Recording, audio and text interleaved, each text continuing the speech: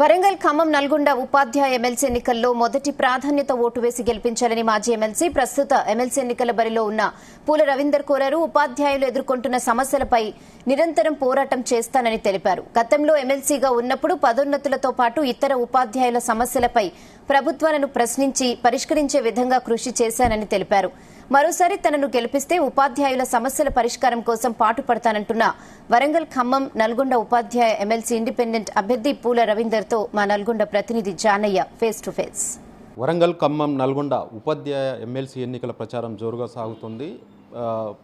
ఏదైతే సంఘాలకు సంబంధించినటువంటి అభ్యర్థులను నిలబెడుతున్నప్పటికీ ఇండిపెండెంట్గా కూడా బరిలోకి దిగుతున్న అభ్యర్థులు చాలామంది ఉన్నారు. ప్రస్తుతం మనతో పాటు గతంలో ఎమ్మెల్సీగా గెలుపొందినటువంటి పూల రవీందర్ ప్రస్తుతం మనతో పాటు ఉన్నారు. ఆయన కూడా ఈసారి ఎన్నికల బరిలో నిలుస్తున్నారు. ప్రస్తుతం ఆయన ఏ విధంగా ప్రచారం కొనసాగిస్తున్నారు అనేది మాత్రం ఆయననే అడిగి తెలుసుకునే ప్రయత్నం చేద్దాం. చెప్పండి, మీరు గతంలో ఎమ్మెల్సీగా కూడా ఒకసారి గెలుపొందడం జరిగింది, ప్రస్తుతం మళ్ళీ ఎమ్మెల్సీగా బరిలోకి దిగుతున్నారు.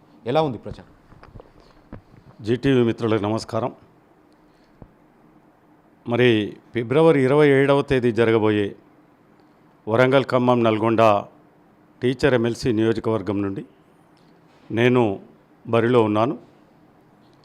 మరి గతంలో ఉపాధ్యాయుల కొరకు 3 దశాబ్దాలుగా పనిచేస్తూ వచ్చాను. అది ఒక మండల బాధ్యుడిగా, జిల్లా బాధ్యుడిగా, రాష్ట్ర బాధ్యుడిగా, తెలంగాణ ఉద్యమంలో టీటీజేఏసీ చైర్మన్గా, అన్ని ఉపాధ్యాయ సంఘాల పక్షాన చైర్మన్గా తెలంగాణ ఉద్యమంలో కీలక పాత్ర పోషించడం జరిగింది. 32 రోజులు సకల జనుల సమ్మె చేస్తే ఒక్కరోజు కూడా వేతనం ఏ ఉపాధ్యాయుడికి నష్టం జరగకుండా 32 రోజులు ఓడీ సౌకర్యం కల్పించడం జరిగింది. ఆ తర్వాత నేను 2013లో ఎమ్మెల్సీగా పోటీ చేసినప్పుడు మా ఉపాధ్యాయులు, అధ్యాపకులు అందరూ కూడా సంపూర్ణమైనటువంటి మద్దతుతో గెలిపించారు. గెలిచిన తర్వాత కౌన్సిల్లో అన్ని విద్యా సంస్థల్లో పనిచేసే ఉపాధ్యాయులు, ఆ విద్యా సంస్థల యొక్క సమస్యలు, విద్యార్థులకు సౌకర్యాలు, వీటన్నిటి మీద కౌన్సిల్లో ప్రభుత్వం దృష్టికి తీసుకెళ్ళి సాధ్యమైనంత మేరకు ప్రాతినిధ్యాలు చేసి సమస్యలు పరిష్కారం చేయడం జరిగింది. ఆ పద్ధతిలో నేను ఎమ్మెల్సీ ఉన్నప్పుడు మా మహిళా ఉపాధ్యాయులకు 90 రోజుల చైల్డ్ కేర్ లీవ్ తీసుకురావడం జరిగింది.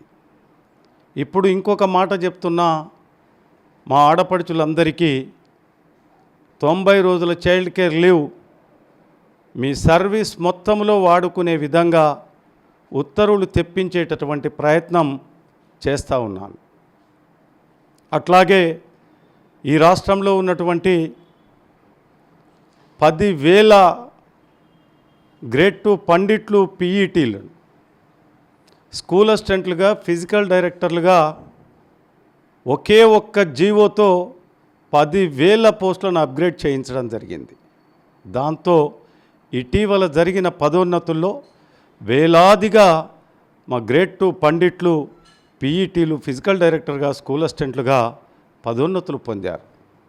అట్లాగే మరి నేను ఎక్స్ ఎమ్మెల్సీ అయినప్పటికీ ముఖ్యమంత్రులను ఒప్పించి 30% ఫిట్మెంట్ కావచ్చు, 3 సంవత్సరాల ఉద్యోగ విరమణ కావచ్చు సాధించడంలో ప్రధాన పాత్ర పోషించాను. మరి ఈ విధంగా అన్ని వర్గాల ఉపాధ్యాయులకు అందుబాటులో ఉంటూ మా కేజీబీవీ టీచర్లను అపాయింట్ అయినటువంటి 1.5 ఇయర్కే వారిని టెస్టులు పెట్టి క్వాలిఫై కాని వాళ్ళను మళ్ళీ రద్దు చేసే విధంగా, వారిని తొలగించే విధంగా ఉత్తర్వులు తెచ్చిండ్రు. ఒకసారి రూల్ ఆఫ్ రిజర్వేషన్లో అపాయింట్ అయినాక ఎవరిని తొలగించొద్దు, వారందరినీ ఎవ్రీ ఇయర్ రెన్యువల్ చేయాలి అని చెప్పి ఉత్తర్వులు తీసుకొచ్చాను. 10 నెలలే వేతనం పొందుతున్న మా కేజీబీవీ టీచర్లకు సెంట్రల్ మినిస్టర్ జవదేకర్ గారిని కలిసి 12 నెలల వేతనాలు పొందేటటువంటి జీవోలు సాధించడం జరిగింది. మరి వారిని రిజల్ట్ ఓరియంటెడ్గా మరి తక్కువ వస్తే వారిని తొలగించేటటువంటి ఉత్తర్వులు వచ్చాయి. వాటిని తొలగించి వారందరినీ యథావిధిగా కొనసాగేటట్లు చేయడం జరిగింది. మోడల్ స్కూల్ టీచర్స్ డే 1 నుండి వాళ్ళతో కలిసి పనిచేశాను నేను. వాళ్ళకి ఆర్డర్స్ లేట్ అవుతుంటే స్టార్టింగ్లో ఉత్తర్వులు ఇప్పించడం దగ్గర నుండి వారికి మరి క్వాలిఫైడ్ ఉపాధ్యాయులే కేర్ టేకర్గా పనిచేసే కాలాన్ని కాకుండా మరి ప్రత్యేకంగా ఒక నిరుద్యోగికి ఉపాధి కల్పించేటట్లు ప్రతి మోడల్ స్కూల్లో కేర్ టేకర్ని ఏర్పాటు చేయించింది. పిఆర్సీ వర్తించదు, ఇది సెంట్రల్ గవర్నమెంట్ స్కీమ్ అంటే ఖచ్చితంగా పిఆర్సీ వర్తింపజేసినాం, డిఏలు వర్తింపజేసినాం. మళ్ళీ మా మోడల్ స్కూల్ టీచర్లకు 010 ద్వారా వేతనాలు, అదేవిధంగా నోషనల్ సర్వీస్ ఇప్పించేది. ఎస్ఎస్ఏ ఉద్యోగులు, కేజీబీవీ ఉపాధ్యాయులకు తప్పకుండా బేసిక్ పే ఇప్పించేటటువంటి బాధ్యత నా మీద ఉంది. మరి అట్లాగే అందరూ ఉపాధ్యాయులకు మరి ఇటీవల ముఖ్యమంత్రి రేవంత్ రెడ్డి గారితో మాట్లాడి ఏప్రిల్ నెలలో ఈ జోన్లో ప్రమోషన్లు ఆగిపోతే వారందరికీ మళ్ళీ ప్రమోషన్లు, ట్రాన్స్ఫర్లు షెడ్యూల్ ఇప్పించడం జరిగింది.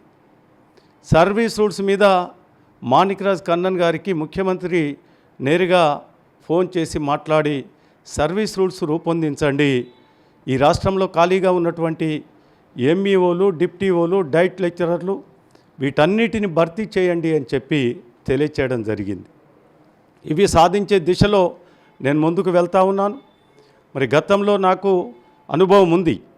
ఆ అనుభవంతో ఇంటర్ విద్యా మిత్రులతో మరి వారికి కావాల్సినటువంటి సమస్యల పరిష్కారం కావచ్చు, మరొక మంచి పిఆర్సీ కావచ్చు, అన్ని విద్యా సంస్థల్లో పనిచేసేటటువంటి మిత్రులందరికీ మరి వారికి హెల్త్ కార్డ్స్ తీసుకొచ్చేటటువంటి బాధ్యత కూడా నా మీద ఉంది. అన్ని రెసిడెన్షియల్ స్కూల్స్లో పనిచేసే ఉపాధ్యాయులకు మరి టైమింగ్స్లో చాలా ఇబ్బందులు పడుతున్నారు. ఎందుకంటే ఇరుకైనటువంటి బిల్డింగ్స్లో వారికి ఈరోజు ఆ పాఠశాలను నిర్వహించడం జరుగుతుంది. మరి పిల్లలు ఎక్కువ మంది, ఒక్కొక్క పాఠశాలలో 600-700 మంది పిల్లలు ఉంటున్నారు. దానికి సరిపడే టాయిలెట్స్ లేవు. కాబట్టి ఇన్ టైంలో వాళ్ళు 6:30కే రెడీ అయ్యి 7 గంటలకే బ్రేక్ఫాస్ట్ చేసే సిస్టంలో మరి ఇబ్బంది అవుతుంది పిల్లలకు. వాటిని దృష్టిలో పెట్టుకొని ఖచ్చితంగా 9 to 4:30 అన్ని గురుకులాలలో పని వేళలు ఉండేటట్లుగా ఖచ్చితంగా తీసుకురావాల్సినటువంటి బాధ్యత నా మీద ఉంది. వారికి కూడా 010 వేతనాలు ఇప్పించాలా. మరి ప్రతి 600-700 మంది పిల్లలు ఉన్నటువంటి ఈ గురుకుల పాఠశాలల్లో ఒక వార్డెన్ చాలా అవసరం. ఇవన్నీ కూడా ముఖ్యమంత్రి గారి దృష్టికి తీసుకెళ్ళాలి. హెల్త్ కార్డ్స్ విషయంలో మరి గతంలో నేను ఒక టీచర్ మురళి కొత్తగూడెం జిల్లాలో వారి భార్యకు గుండె మార్పిడి ఉంది, 25 లక్షలు ఖర్చు అవుతాయి అంటే మరి ఆ గుండె మార్పిడి కొరకు 25 లక్షలు ముఖ్యమంత్రి నిధుల నుండి శాంక్షన్ చేయించి తీసుకెళ్ళి వారి ఇంటికి వెళ్ళి ఇవ్వడం జరిగింది. దాంతో గుండె మార్పిడి జరిగింది, ఆ కుటుంబం సంతోషంగా ఉంది. మరి వీటిని దృష్టిలో పెట్టుకొని ప్రతి ఉపాధ్యాయుడు మరి మధ్యతరగతికి చెందిన ఉపాధ్యాయుడు వారికి ఏ ఆపద వచ్చినా హాస్పిటల్కి పోతే 10 లక్షలు 15 లక్షలు పేమెంట్ చేసే పరిస్థితిలో లేరు. కాబట్టి డెఫినెట్గా ప్రతి ఉపాధ్యాయుడు నెలకు 500-600 మన కాంట్రిబ్యూషన్ పెట్టి దాంతో మనం అన్లిమిటెడ్ హెల్త్ కార్డ్స్ కూడా తీసుకొచ్చేటటువంటి ఆలోచనలో ఉన్నాను. ముఖ్యంగా మీరు అంటే ప్రధాన సంఘాలతోటి పోటీ పడుతున్నారు. మీరు కూడా గతంలో ప్రధాన ఉపాధ్యాయ సంఘం నుంచే గెలుపొందడం జరిగింది. ఇప్పుడు ప్రధానంగా అన్ని సంఘాల నుంచి అభ్యర్థులను పెడుతున్నారు. మీరు బీసీ, ఎస్సీ, ఎస్టీ, మైనార్టీ మద్దతుతోటి పోటీ చేస్తున్నాను. వాళ్ళ నుంచి ఎలా ఉంది? మీ సంఘం పాత సంఘానికి సంబంధించి కూడా ఎలాంటి మద్దతు లభిస్తుంది?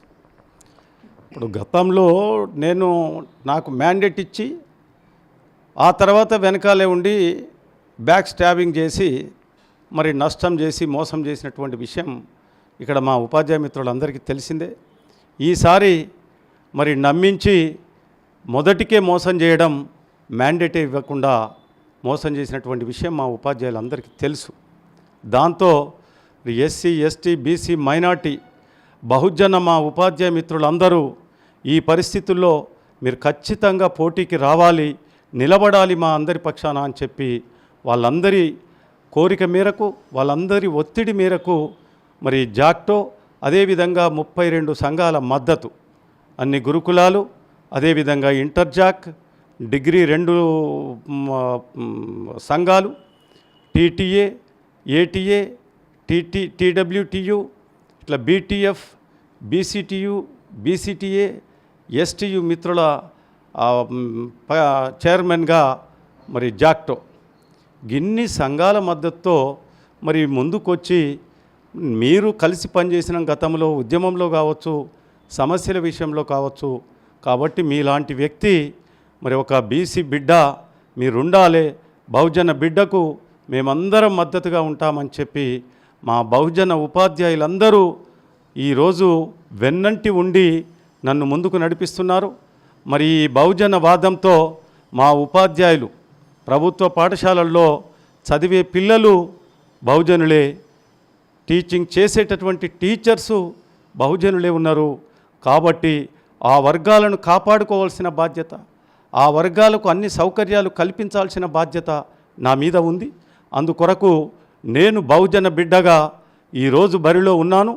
మరి దీంట్లో ఖచ్చితంగా ముందుకు వెళ్ళి ఎమ్మెల్సీగా మా ఉపాధ్యాయుల యొక్క సహకారం, భగవంతుడి దీవెనలతో ఎమ్మెల్సీ గెలిచి వీరందరికీ అండగా ఉండి మరి ప్రభుత్వ విద్యారంగాన్ని బలోపేతం చేయడానికి, మా ఉపాధ్యాయుల సమస్యలు పరిష్కారం చేయడానికి ముందు వరుసలో ఉంటాను అని చెప్పి తెలియజేస్తా ఉన్నాను. ముఖ్యంగా తీన్మార్ మల్లన్న బీసీ వాదం అనేది ఒకటి వేదిక మీదకి తీసుకొస్తున్నాం. దీనికి తోడు ఈ ఎమ్మెల్సీ ఎన్నికల్లో ఖచ్చితంగా బీసీ అభ్యర్థినే గెలిపిస్తామంటారు. అంటే తీన్మార్ మల్లన్న కావచ్చు, ఇతర బీసీ సంఘాల నుంచి ఎలాంటి సపోర్ట్? మరి ఇప్పటికీ బీసీ వాదం మీద మరి ఆర్ కృష్ణయ్య గారు, శ్రీనివాస్ గౌడ్ గారు వారు స్కాలర్షిప్ల దగ్గర నుండి ఉద్యోగాల దగ్గర నుండి పోరాటం చేస్తున్నారు. తీన్మార్ మల్లన్న గారు ఇటీవల మరి ఈడబ్ల్యూఎస్ కావచ్చు, అనేక రకాలుగా ఈ బీసీలకు, ఎస్సీ, ఎస్టీ, మైనార్టీలకు జరుగుతున్నటువంటి ఉద్యోగాల్లో అన్యాయాన్ని ముందుకు తీసుకొచ్చారు. మరి వీరందరి మద్దతుతో మరి తీన్మార్ మల్లన్న చెప్పినట్లుగా ఈరోజు మరి ఈ బహుజన వాదం ముందుకు తీసుకెళ్లాల్సినటువంటి బాధ్యత మా అందరి మీద ఉంది. అన్ని వర్గాలను సామాజికంగా, రాజకీయంగా, ఆర్థికంగా వెనుకబడ్డటువంటి వర్గాలు ఇవన్నీ మరి పైకి తీసుకురావడంలో వారందరూ కృషి చేస్తున్నారు. తప్పకుండా వారితో పాటు నేను కూడా కలిసి మరి ఈ వర్గాలను ముందుకు తీసుకెళ్లేటటువంటి బాధ్యత నా మీద ఉంది అని చెప్పి నేను భావిస్తూ ఉన్నాను. ముఖ్యంగా ఉపాధ్యాయుల సమస్యలు ఇప్పటికి కూడా కొన్ని దీర్ఘకాలికంగా పెండింగ్లో ఉన్నాయనేది ఒకటి.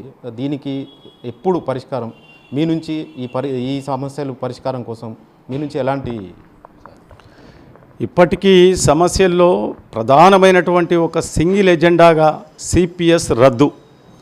ఇది మరి 19/2004 తర్వాత అపాయింట్ అయినటువంటి ఉపాధ్యాయులందరినీ, ఉద్యోగులందరినీ సిపిఎస్ కాంట్రిబ్యూటరీ పెన్షన్ స్కీమ్ తీసుకొచ్చారు. దాని మీద మళ్ళీ ఇటీవల సెంట్రల్ గవర్నమెంటు మళ్ళీ ఇంకొక కొత్త స్కీమ్ తీసుకొచ్చింది. మాకు ఇలాంటి స్కీములు అవసరం లేదు. మా ఉపాధ్యాయులు రిటైర్మెంట్ తర్వాత 61 ఇయర్స్ తర్వాత వారికి మరి ఆ వృద్ధాప్యంలో పాత పెన్షన్ విధానం ఉంటే నెలకింత భృతిగా వస్తుంది. వారు ఆ వయసులో వారి బ్రతకడానికి, జీవించడానికి అవసరం ఉంటుంది. కాబట్టి పాత పెన్షన్ విధానం తీసుకురావడానికి మరి గౌరవ ముఖ్యమంత్రి రేవంత్ రెడ్డి గారు ఎన్నికల ముందు వారు కూడా మేనిఫెస్టోలో సిపిఎస్ రద్దు చెప్పిండ్రు. ఆ రద్దు కొరకు నేను ఖచ్చితంగా పోరాటం చేస్తాను, చేసి దాన్ని సాధించేంత వరకు విశ్రమించను అని చెప్పి తెలియజేస్తూ మా డిగ్రీ కాలేజ్ లెక్చరర్స్ కానివ్వండి, మా జేఎల్స్ కానివ్వండి, పాలిటెక్నిక్ మిత్రులు కానివ్వండి, వీరందరికీ నేను అందుబాటులో ఉండి గతంలో ఎమ్మెల్సీగా కలిసి పనిచేసినాం. వారు ఆ నమ్మకంతో నాకు మళ్ళీ మద్దతు ఇచ్చారు. వారి యొక్క సమస్యలు అది 7th PRC ఏరియర్స్ కావచ్చు, ఏఐసిటి ఏరియర్స్ కావచ్చు, వాళ్ళ బదిలీలు, పదోన్నతులు కావచ్చు, అవన్నీ సాధించుకోవాలి. రెండవది ఇంటర్మీడియట్లో పిల్లలకు బుక్స్ ఇస్తున్నారు ప్రభుత్వ కళాశాలల్లో. కానీ నేను ముఖ్యమంత్రి గారి దృష్టికి తీసుకెళ్ళి మరి వారికి కూడా జూనియర్ కాలేజ్, డిగ్రీ కాలేజీల్లో కూడా యూనిఫామ్, అదేవిధంగా నాణ్యమైన మిడ్ డే మీల్స్ అందజేస్తే ఇంకా మన ప్రభుత్వ కళాశాలల్లో స్ట్రెంత్ పెరిగి పిల్లలు నాణ్యమైన విద్యను అందుకోవడానికి అవకాశం ఉంటుంది. ఆ వైపు కూడా నేను ప్రయత్నం చేసే సమస్యలను వీటిని సాధించుకునేటటువంటి దిశలో ముందుకు వెళ్తా ఉన్నాను. ఇది ఏదైతే ఉపాధ్యాయ ఎమ్మెల్సీకి సంబంధించి బరిలో నిలుస్తున్నటువంటి పూల రవీందర్ గతంలో కూడా ఎమ్మెల్సీగా గెలుపొందడం జరిగింది. ఈసారి కూడా ఉపాధ్యాయుల సమస్యలను పెండింగ్లో ఉన్నటువంటి సమస్యలను పరిష్కరించడంతో పాటు ఎప్పటికీ కూడా ఉపాధ్యాయులకు వెన్నుదన్నుగా ఉండి వారి సమస్యలను తీర్చే విధంగా చేస్తాను. ఈసారి కూడా తనను గెలిపించేందుకు అన్ని సంఘాలు కూడా తనకు మద్దతు ఇస్తున్నాయనేది మాత్రం ఆయన ధీమా వ్యక్తం చేస్తున్న పరిస్థితి. Over to studio.